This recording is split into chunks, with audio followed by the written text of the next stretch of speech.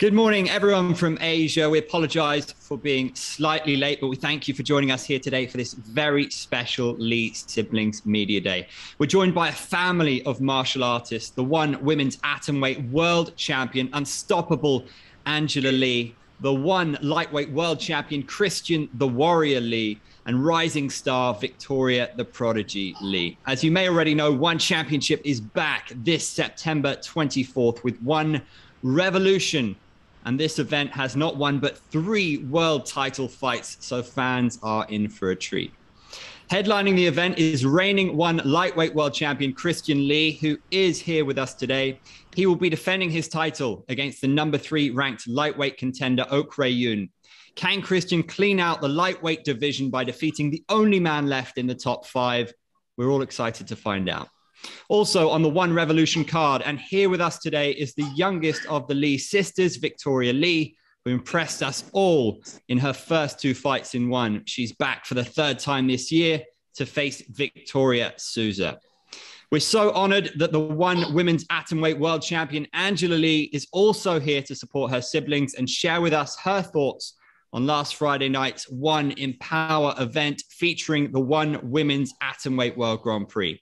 Angela's expected to be back soon to face the winner of that tournament. It's so great to see all of you here together. Thanks for joining us. How are you all doing? Yeah, thank you for having us.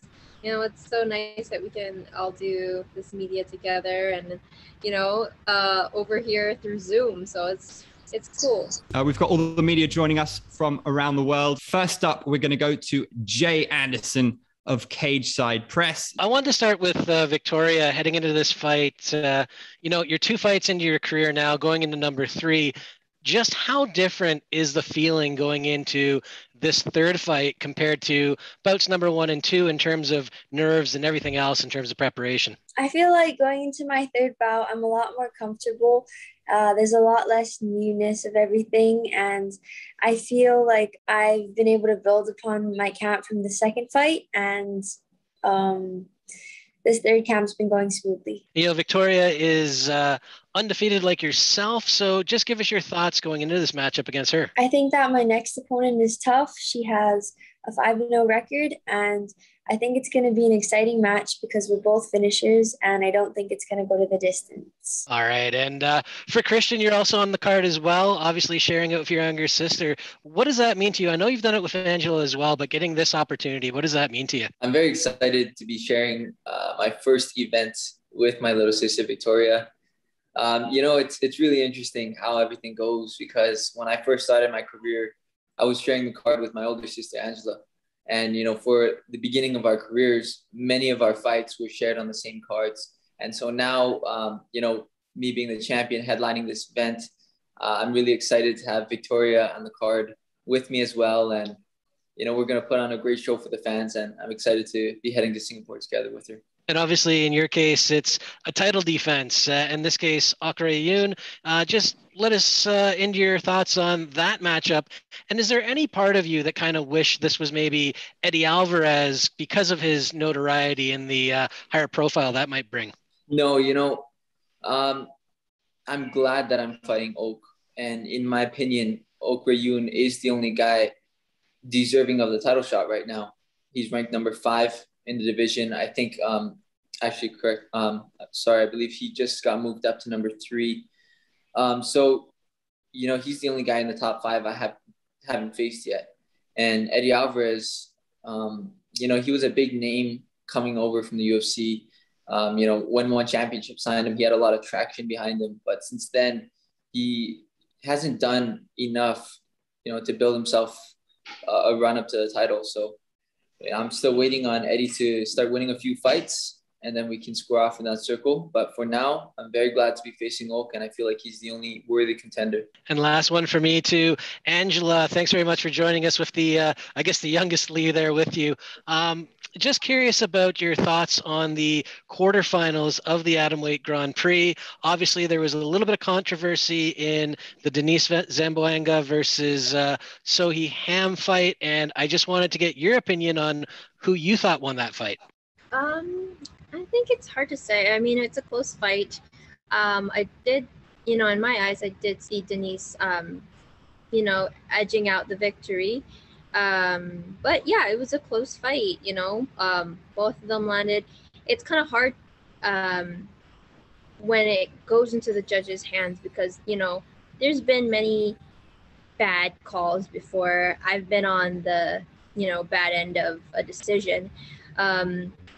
And of course it's frustrating. That's why I make it a point to always try and go for the finish, because if you leave it in the judges' hands, you never know what's going to happen.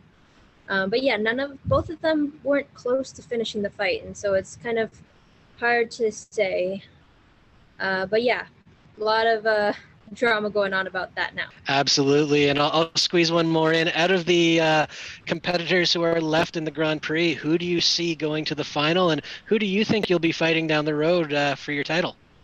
You know what? All of the matches have been exciting. Who I see in the finals potentially is maybe Stamp and Ritu, I think. So we'll see.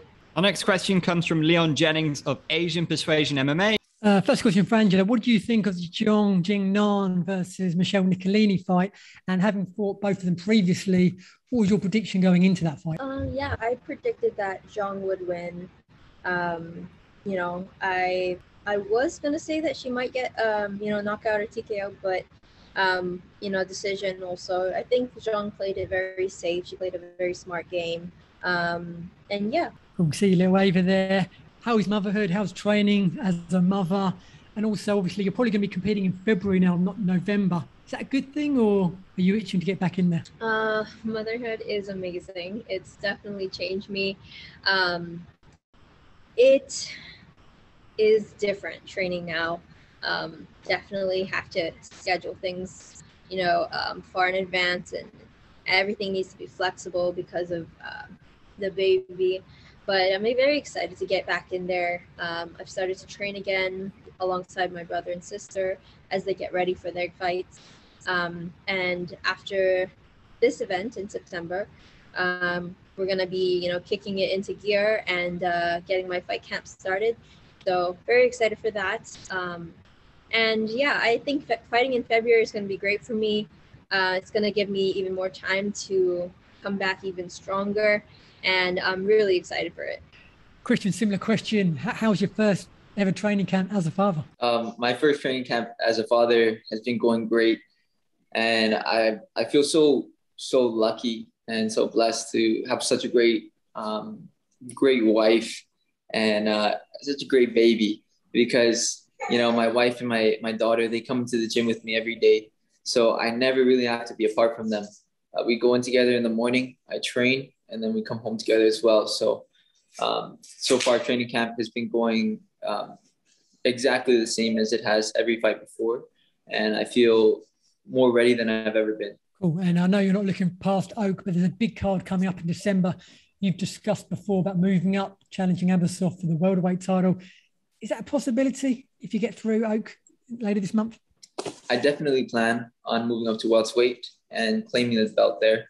But right now, nothing is more important than the fight at hand, and I'm not taking Ok Ryun lightly. So I would love to talk about the welterweight division, but I'll do so after I defend my belt.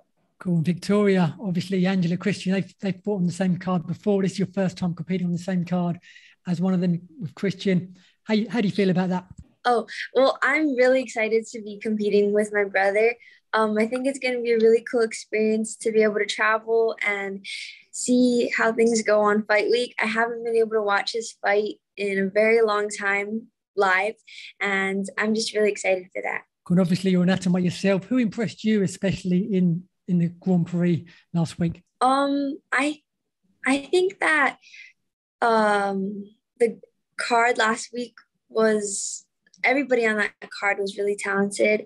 And I think that the most exciting match to me was the Stamp versus Rasohinia fight, because there was just so much action and that was the most exciting bout for me to watch. Our next question comes from Chris Mancuso of Tarpsoft Sports. Christian, I'm going to lead off with you. We had you on Jake Shields' podcast. Basically, you were a fresh father. First off, how are you sleeping? How are things going on that? And things getting easier for you? Yeah, everything has been going great.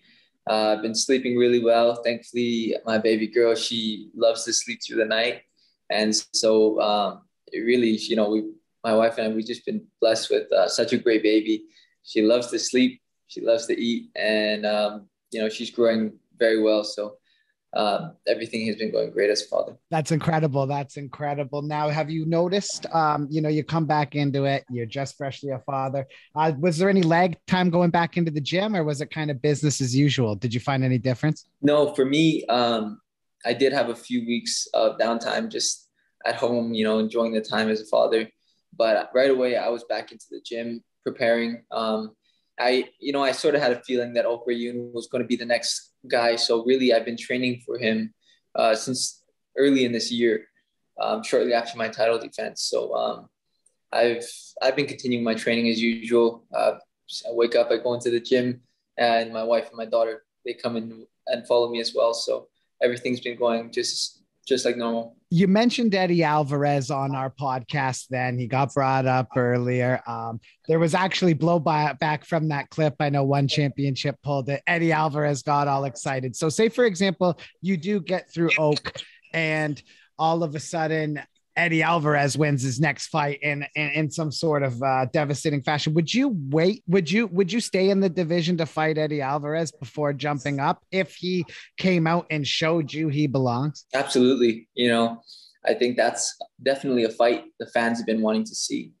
And, all we're really waiting for is for Eddie to win a fight, and then we'll make it happen. So, not looking past Ok Yoon at all. Once I get past my next opponent, defend my belt, then I'm looking forward to seeing what Eddie can do in the division. Next up, we got a Kyle Siegel from Going Live podcast. It's kind of funny, you just dispatch one's like two most ferocious strikers with ease almost, especially, with Timothy. What's like a 2022 look like for you? Your ultimate goal. Are you double champ? Are you just king of the lightweight division? What's your goal? Well, I plan on clearing out the lightweight division by the end of this year. And really, after Ok Yoon, if Eddie can work his way up, he might be up there. But really, the lightweight division has been cleared out. So my goal for this year is to clear out the lightweight division. Next year, I plan on being a double champ and continuing to defend my belt in lightweight division as well. That's awesome to hear. And looks like your sisters left, so I'll ask you, if your sisters get to that point where they're atom weight, contenders, they have to fight each other. Think that's a pretty good publicity Chaudhry could cash in on, or what? Well, the thing is, every family is different. My family happens to be very close, and knowing my two sisters, they would never square off in the cage, not for any amount of money. And it would be great publicity. I'm sure there's people that would want to see that. But a more realistic scenario is going to be Angela moving up to claim a second belt once she defends her atomweight title, right around the time that Victoria is going up to fight for the vacant atomweight belt. Next up, we have Dylan Bowker from My MMA News. My first question there was for Christian, just because there's been some level of dialogue so far about a one championship show transpiring in America. I'm kind of wondering, what would the temperature be for you on performing on a show in America under the one banner? I would love to, be the first person to headline an event when one championship comes to America. I live here in Hawaii. This is my home. And, so America is where I live. I would love to headline that event. And I think that, one championship coming to America would be very big. There's already a very strong following of people that, watch every single one championship event or watch it on the rerun because, the time zones are very different.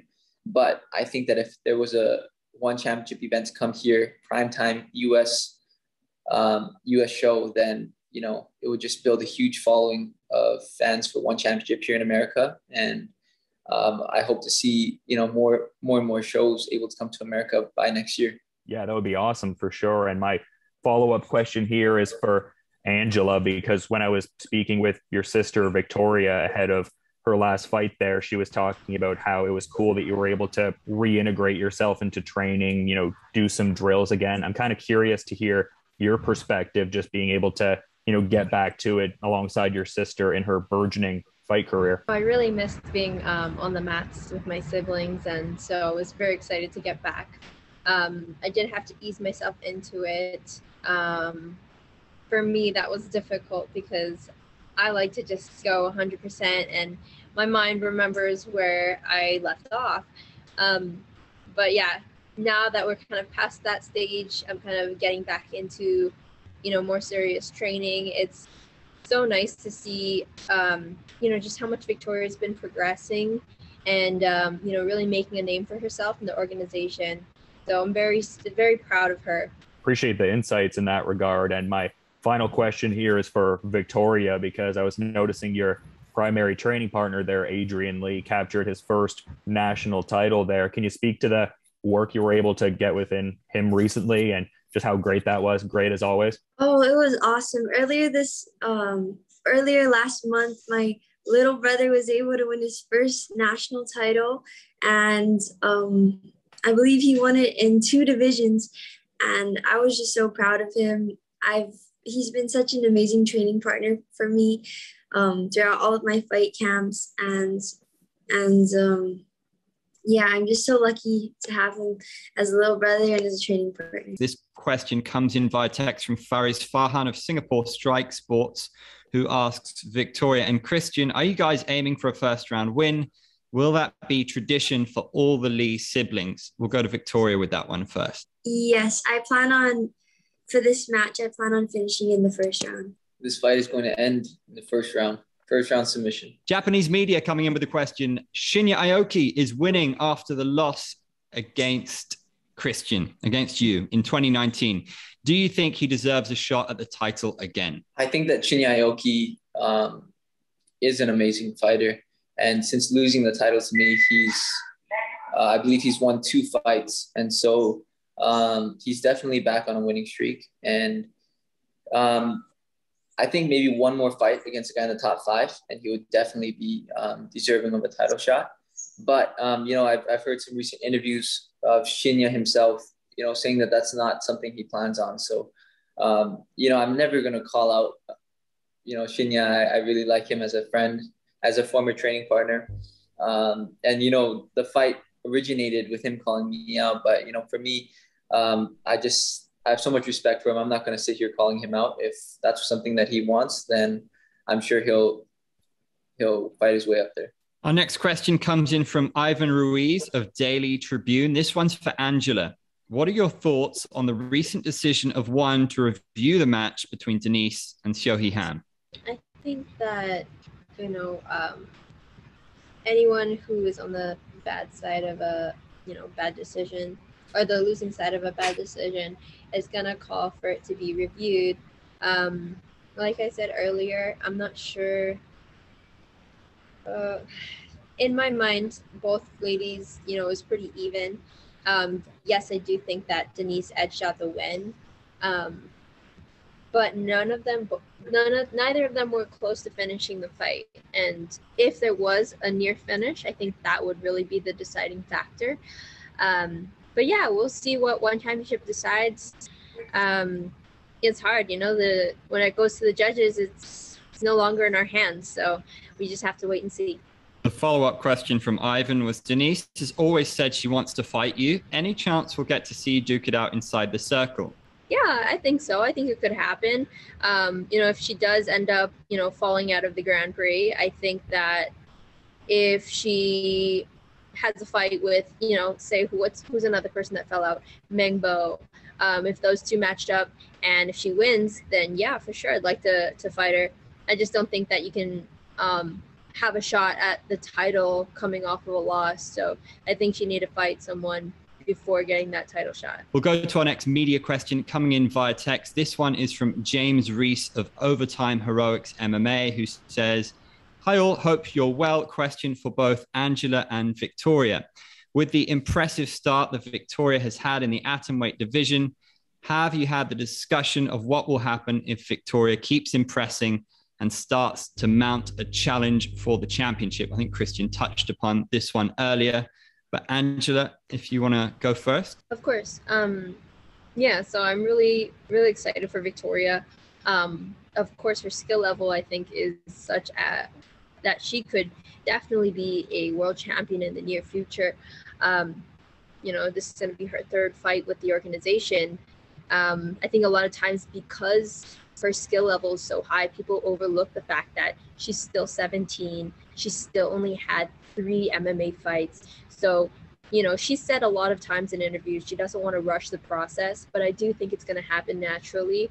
And, once Victoria starts climbing the ranks and taking out the top 5 in the atomweight division, I do see myself moving up to the strawweight division and, looking to capture that world title. And I think that, it's going to be the Lees making history again. So, yeah, we'll see. Wait and see. Same question for Victoria. Are you quite happy with that plan? I think that's a great plan. As I'm heading into my 3rd fight, I'm just taking it one step at a time, treating each fight like it's the most important of my life and just seeing where it goes from there. Our next question from James again says, are we all likely to see a 4th Lee sibling anytime soon? We've heard previously all the huge compliments aimed at Adrian, how he's training. How is he getting on? And is him joining one something that he's looking to pursue? A lot of people, recently have heard about Adrian. He has been training alongside the 3 of us for many years now. And, he's done very well in his last few competitions. He is still a sophomore in high school. So he has told us that he has an interest in fighting, but he does want to finish high school. But yeah, we'll see. His skill level is definitely there. And within a few years, I think it's really going to mature and develop. And he's going to be, a huge threat, if he decides to join one. Just basically everything Angela touched on. Adrian is extremely talented. He's also elite. He comes from the same family. He's got the same training. And it's really up to him. He's got all the skills and all the talent in the world. So if he does choose to be a professional fighter, to join one championship, I think he's going to do extremely well and follow the same journey that the 3 of us have so far. No, I agree 100% with what my brother and sister said. Awesome. All right. Our next question comes from Andrew Mack of MMA Island. First for Christian and Angela, coming from a family of fighters, you guys have been exposed to fighting for a long time. Now that you both have children, is it something you'd like to continue? Would you let your kids watch your fights when they're like 8, 9, 10? Yeah, so I'm going to have my daughter with me at my fights. I think that, it'll be a very unique experience for her, added motivation for me. And luckily with our family, I know that, my husband, my mom, my siblings, they can all help to watch Ava while I'm out there. And I know that she's going to be in good hands. Will I let Ava fight? That's the question I get asked a lot. And if you ask me, do you want your daughter to be a fighter? Honestly, I'm going to say no. Just I know how difficult it is, and I know there are a million other, opportunities for her out there. So I really want her to explore those other options and find her true passion, whatever that may be. But if she does have the same passion for martial arts, of course, I'm going to be supporting her 1,000%. For me, of course, I'm going to have my daughter there with me in the future. It doesn't matter how old she is. This last event, I was really looking forward to bringing my wife and my daughter to Singapore with me to watch me fight. However, due to the COVID restrictions, my baby is not old enough to enter Singapore yet. Right now, they're not accepting babies into the country as they're not able to, vaccinate or test them. So unfortunately, she's staying at home for this one. But if the next event, one championship, brings the show to the United States, or if Singapore opens up, then my daughter will definitely be there in the front row watching me fight. Shang-Chi and the 10 Rings recently hit theaters. The movie has been a beacon for Asians worldwide and given us something to look up to. For someone who looks like us and has many of the same experiences as us, At the same time, as one becomes more popular in the West, you guys have also become icons in the Asian community to look up to as well. You're essentially the real-life versions of Shang-Chi, these unstoppable Asian warrior prodigies. Tell me, how does that feel? I haven't really seen like what that movie is about. I just know that it's based on like it's the first blockbuster Marvel movie with like the majority of the cast is Asian, and I'm just really excited to watch it. I've heard great reviews about it, and I think that it's really awesome to have such a big blockbuster film starred as like an Asian superhero. So I think that's really cool. Sure. So I am super excited for this film. I love movies and I try to watch them all as soon as they come out. Unfortunately, because I have a baby now, it's kind of hard to catch the movies in the theaters. So I was hoping that they'd be releasing it to stream like on Disney Plus or HBO Max or something, but no luck. I'm very excited for this film, and I think it really, means a lot for us coming from, our Asian ethnicity, also being martial artists. I think we can relate a lot to the movie, and just having a Marvel superhero who looks like us, who comes from our same background, we can relate on so many different levels. So very excited for this film, and yeah, I think it's gonna be a hit.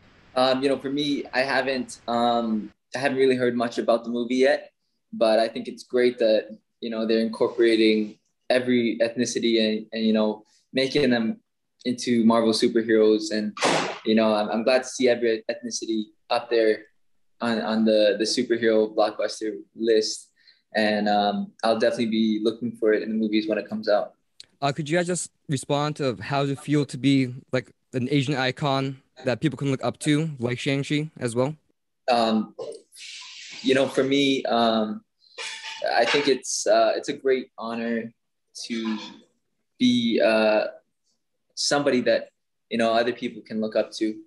For me myself, I try not to put myself in that position where I look at myself as a role model, but I know in the line of work, being a champion, naturally that is going to happen, and I'm very grateful that I have this platform to really set a good example to all of the young kids out there, or anyone aspiring to be a fighter, to be a world champion in anything in life. And I just feel extremely grateful that I'm in this position where I can impact people, hopefully in a positive way.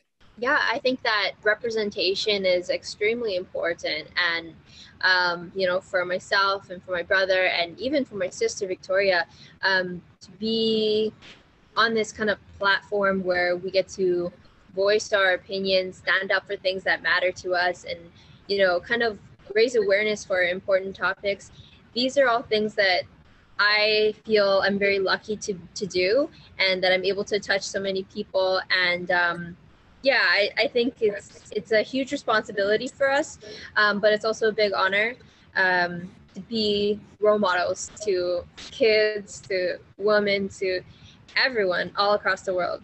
Yeah, I just think I'm really lucky that like people that the like Asian superheroes and the role models that other little kids are looking up to in this movie. I mean, I've grown up with them in my household. They're my brother and my sister, my mom and dad. And so I think with this movie, it's going to be, something that other little kids have someone to look up to as well. Our next question comes from Nick Atkin of SCMP MMA. Just wanted to go to Victoria first. What's it been like kind of going back to normal life after your last win and getting back to school? Does it kind of bring you down to earth, or do you enjoy that side of it? And I imagine you just take it all in your stride like you have done throughout your career. Yeah, after my second fight, I just went right back into school, starting off my senior year, and it's different, but it's the same. I mean, I'm incorporating my training schedule as I'm preparing for my third fight camp, but also I have to incorporate schooling and homework. So it all balances out, and I think it's neat that I'm kind of living a double life now. You got the next fight coming up, but you've been very busy. Would you like to fight on that December card as well, the 10th anniversary card, and get a fourth fight in this year? As I've said in previous interviews, I would love to stay as active as possible. But for right now, I'm just primarily focusing on my fight in 2 weeks. And I just want to give my 100% focus to it because this is the most important fight of my life and I'm not going to look past it. Can't wait to see it. And one for Christian. What do you need to look out for from Oak? And do you think Eddie Alvarez maybe underestimated him a little bit? I think that, Eddie Alvarez definitely underestimated Oak. In his first fight against Murat, you really just saw him being more defensive, stuffing his takedowns. But when he went in there against Eddie, he really brought his A game. He stepped up to the plate, and Oak displayed, a great showcase of accurate striking that dropped Eddie Alvarez in the first round and followed up with landing clean strikes and stuffing his takedowns in the second and the third. So for me, my main thing is not looking past Oak Rayun. I think the biggest mistake people make when they fight a guy like Oak is looking past him because he's extremely durable and he's a very consistently good fighter. So he's always going to go in there and show up and bring his all. And I'm just going to go in there, do what I do, and look to finish him as quickly as I possibly can. Yeah, you seem to have a lot of respect for him as well. I think the way he asked for the fight was very respectful. Was that part of the reason you agreed to fight him? Yeah, that was definitely part of the reason. I really like how respectful Oak was when making the call out, different from how many people are trying to do it these days, where they want to talk smack, they want to make a lot of noise so that people pay attention to them. But, a guy like Oak, he just goes in there, he puts in the work. He won his 2 fights against former champions, and then he was very respectful about his call out as well. So I'm more than happy to fight a guy like that. Yeah, I can't wait to see that one as well. And I guess just for Angela, everyone's been asking you, about Denise. But I wanted to ask you, what did you think of Ham? What did you make of her performance? She came in with a lot of hype. She seemed to dismiss Denise a little bit before the fight. Do you think she maybe found out the level here is higher than she maybe thought? Just what do you think of her performance? I think that there wasn't too many things in the fight that kind of stood out. Like there wasn't any near finishes. I think that, she has a lot of experience, and but I do think, I don't know, it's hard to say. I think I respect her experience, but, we'll see how she does against the girls in this Grand Prix, because the girls are exciting. They're young, they're hungry.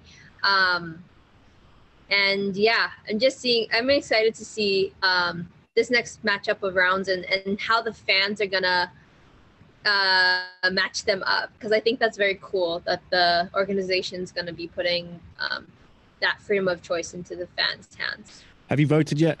Which fights would you like to see in the semis? I would like to see Ritu and Itsuki and Stamp and So Hiham. And I just wanted to ask you about Ritu as well, and Meng. I think Meng was the favorite going into that fight. She had called you out before, said she was coming for the belt, but now she's out of the tournament. Did Ritu surprise you?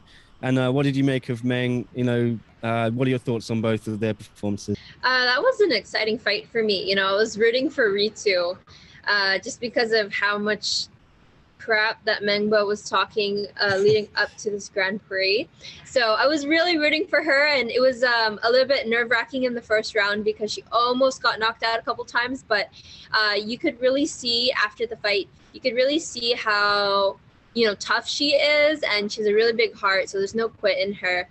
And yeah, she just handled her in the second and third round, and after the match ended, you could see it all over her face. Like Mengbo was just like devastated, like what happened, and that was just priceless. So I really think both ladies got what they deserved. And if I could just squeeze one in, sorry, just finally your thoughts on the whole picture of this division now. So many exciting fighters, even the women who lost. There's so many matchups you can make, and you got Julie Mizababa who beat Mei Yamaguchi.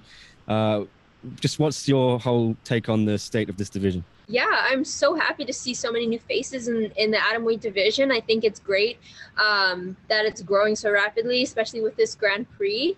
And yeah, I'm pretty sure after this all ends and there is a Grand Prix champion, we're going to have a top 10. The girls are going to be able to fight each other in the organization. We're not going to be needing to pull in a lot of other girls. And yeah, we're going to have like a top 10 and it's going to be awesome. It's a stacked division. Just a follow up for Angela and Christian. Christian, you're talking about how respectful Oak has been. What's the weakest or most disappointing trash talk that you've experienced in your MMA career for Christian and Angela? Man, I mean, for me, there's certain people that can actually pull off the trash talk.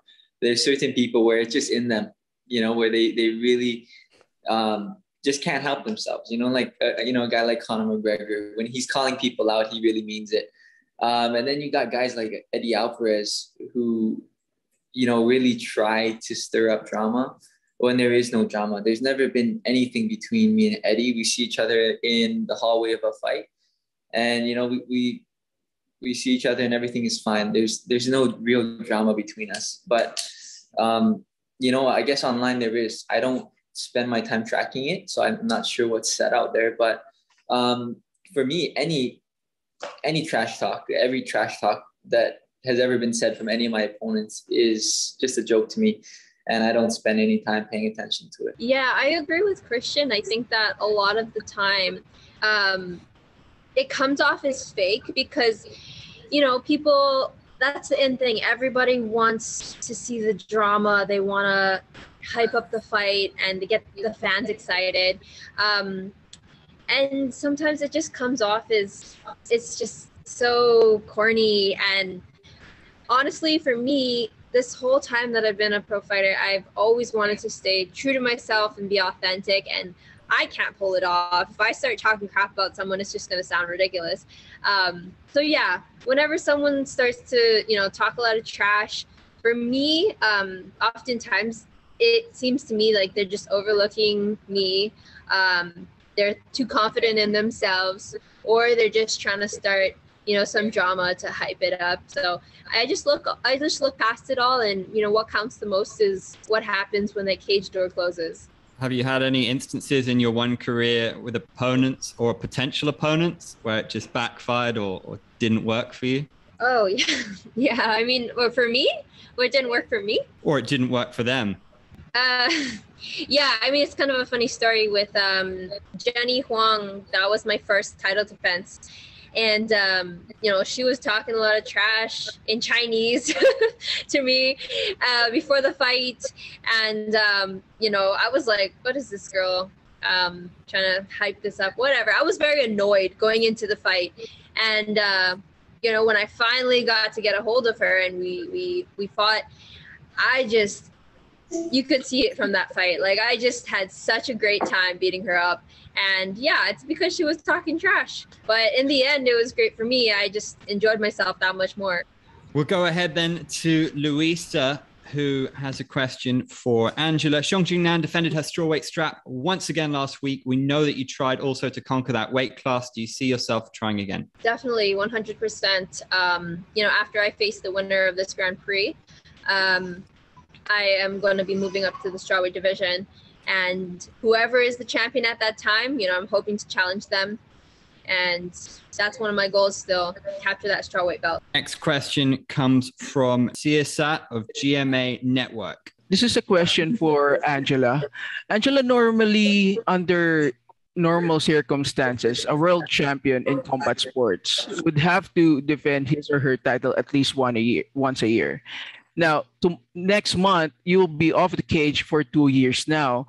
So the question here is, how do you react to criticisms that you only get to do this, you only get to do a two-year vacation only because you are the poster girl of one championship? Well, I disagree with that. First of all, these aren't normal times.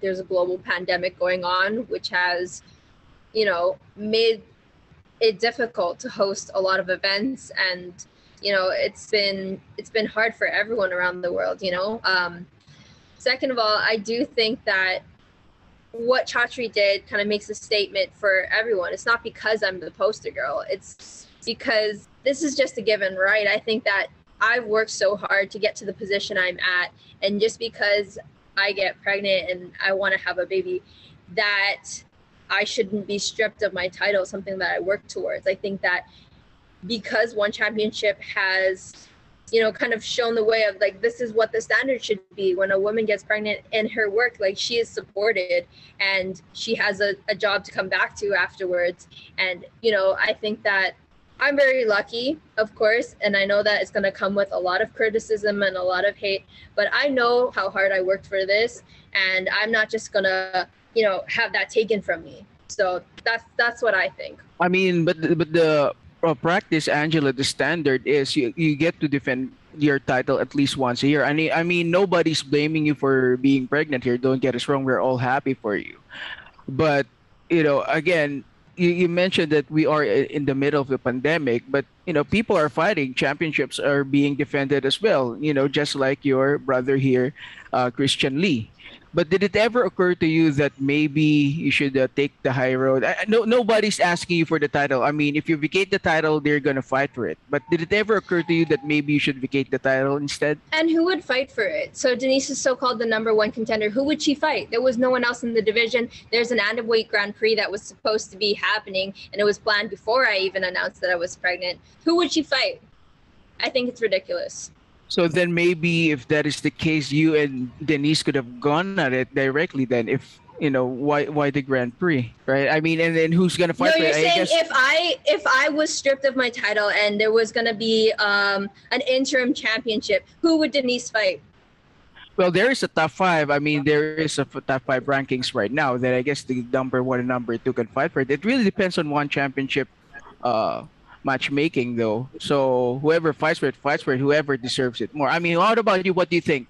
If ever that was the well, I don't think that you or me have a say in what this organization does, you know? So let's leave it up to the people who actually run the company. Okay. So I guess that answers the question. You never thought of vacating the title and just take it to your vacation. That's it? No. We really appreciate you joining us here today, and we appreciate the media with their questions. We cannot wait to see everyone again this September 24th for One Revolution. Remember, there will be fans in attendance, so do log on to onefc.com. Sorry, I think that this One Empower card was an awesome event, and I think it's just the start of so many more all-female cards. I really think that female MMA is starting to grow as a sport, and I think that with more all-female cards, it's really gonna showcase all the skills that all the talent that women fighters have, and I think that what One Championship did is a great start. You know, I was very happy and very impressed with One Empower. I think that the ladies put on a very impressive card. You know, from the first bout of the night all the way until the title fight, the main event. It was very exciting, and yeah, I think it should be the first of many more to come. Well, that's all the time we have for today. We really appreciate you joining us here today.